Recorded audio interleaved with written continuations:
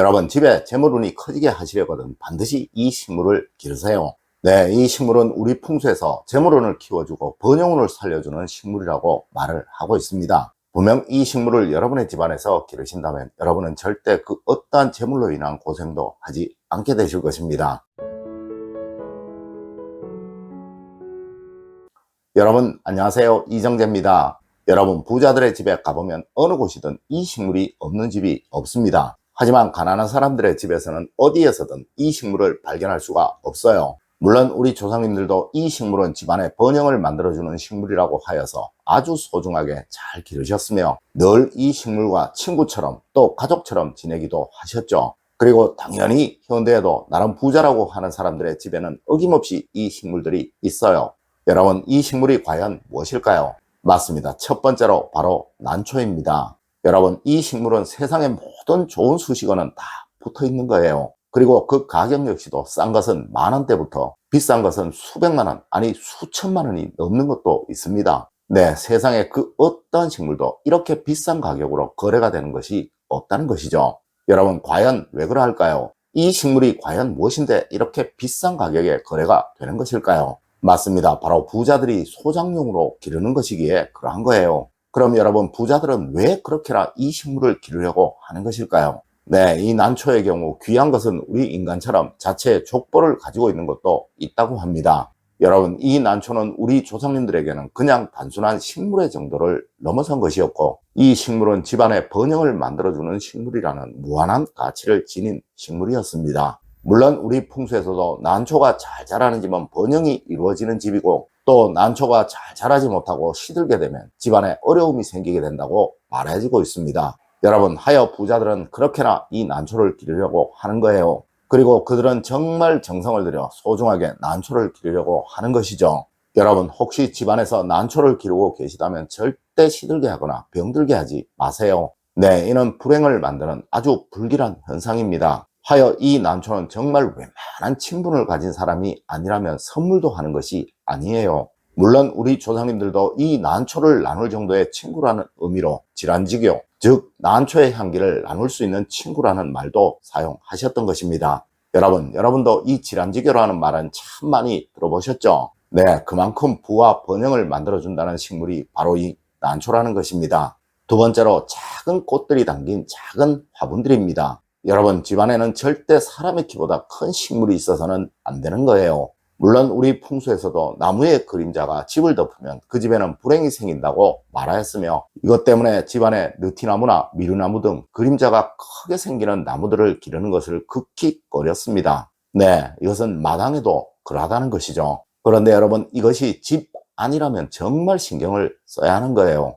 여러분, 과거 수백 년 이상 부를 이어갔고 또 만들어갔던 우리 고택들을 찾아가 보면 어느 집이든 무조건 반드시 있는 것이 마당의 작은 꽃나무들입니다. 네, 대청이나 방에 앉아 무조건 이 꽃들이 피는 것을 볼 수 있도록 되어 있다는 것이죠. 맞습니다. 이는 꽃이나 꽃나무가 집안에 부를 생성한다는 풍수의 이론과도 일치를 하는 거예요.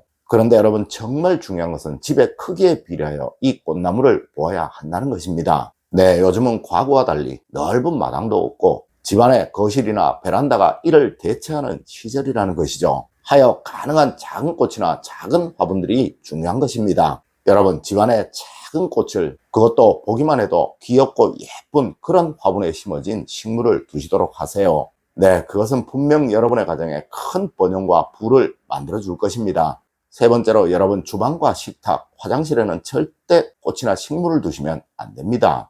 여러분, 풍수에서는 두 가지를 정말 중요하게 생각하고 있어요. 먼저, 어느 곳이든 기운이 너무 강하도록 만들어서도 안 된다는 것이며, 또 전혀 없도록 만들어서도 안 된다는 것이 그것입니다. 맞습니다. 단지 그 자체의 기운이 잘 살아나도록 만들어야 한다는 원리, 즉 중용의 원리가 풍수의 기본 이치인 거예요. 여러분, 주방은 부를 상징하는 곳이고 또 식탁 역시 주방에 있는 것이라 같은 이치이고, 그리고 화장실 역시 부를 상징하는 곳입니다. 네, 이곳에 식물을 둔다는 것은 우리 풍수의 이치를 완전히 벗어나는 아주 불길한 행동이라는 것이죠. 물론 현대 위생학에서도 주방에 있는 식물은 사람의 건강에 큰 해로움을 준다고 말을 하고 있습니다. 여러분, 이곳들에는 절대 식물을 두지 마세요. 네, 그것들은 분명 여러분의 가정에 금전적인 메마름을 가져올 것입니다. 네 번째로 여러분 소나무를 자주 접하세요. 부자가 됩니다.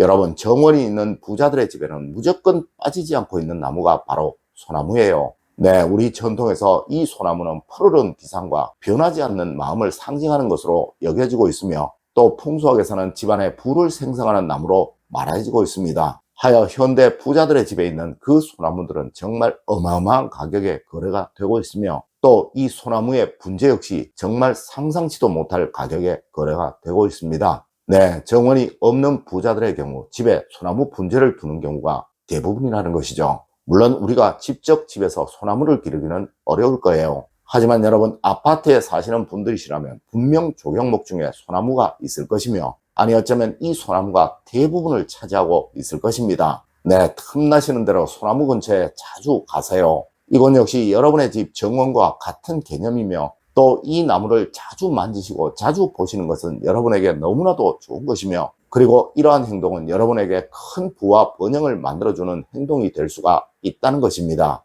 그리고 혹 주택에 사시는 분들이시라도 주변에 소나무가 있다면 이곳을 자주 찾으시고 또 자주 만지셔서 그 기운을 얻으시도록 하세요. 네, 소나무는 풍수에서 사시사철 끊임없이 변하지 않는 행복과 번영, 부를 상징하는 나무입니다. 다섯 번째로 여러분 집안에 있는 식물은 절대 시들도록 하지 마세요. 여러분 부와 번영을 얻으시려면 절대 집안에 있는 식물이 시들거나 병들게 하지 마십시오. 네, 저는 항상 말씀을 드립니다. 이 집의 기운이 얼마나 좋은가를 판단하고 싶으시다면 제일 먼저 이 집에서 성장하고 있는 식물과 동물들을 보시라고 말입니다. 여러분 제 아무리 좋은 집, 제 아무리 많은 재산을 가진 집이라도 집안에 식물이 죽어나가고 또 동물이 죽어나가게 되면 그 집의 기운이 흉하게 되고 있으니 그 집은 무조건 가난해지게 되고 또 불행이 반드시 찾아오게 된다는 것이 풍수의 원칙이라는 것입니다. 맞습니다. 무슨 식물이든 음기식물만 아니라면 집안에 있는 식물은 일정 부분 여러분에게 부와 번영은 다 만들어 준다는 거예요. 물론 정도의 차이는 있겠지만 말입니다. 여러분 이 식물들은 항상 잘 살아나고 잘 생육이 되도록 만드십시오. 분명 여러분은 금전적인 풍요를 누리게 되실 것입니다.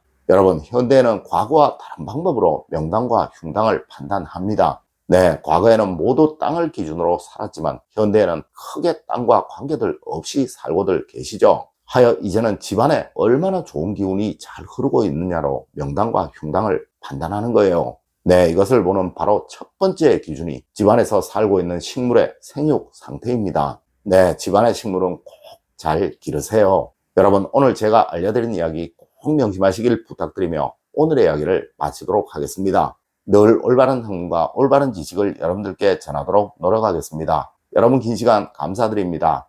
감사합니다.